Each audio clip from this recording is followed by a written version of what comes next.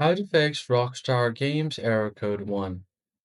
Hey everyone, in this tutorial I'll show you guys how you can easily fix the error. So the first thing you're going to have to do is make sure that you don't have the cracked version of Rockstar Games. If you do, you're going to have to uninstall it and use the genuine one. And if you're using any sort of VPN, just avoid that as well.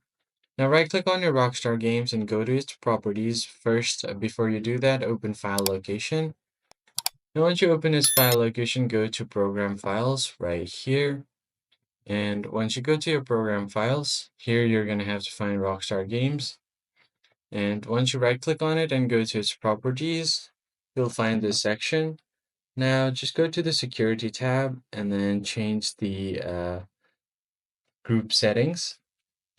So you just need to make sure that all of these boxes are checked. So go to Administrator, make sure all of these are checked, and then go to User and make sure to do the same settings. So go to Advanced, and then from here, another window will pop up. Just make sure to check all of these boxes.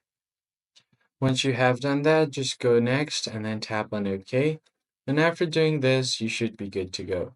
So that's pretty much it, guys. I hope this tutorial was helpful. I'll catch you guys on the next one.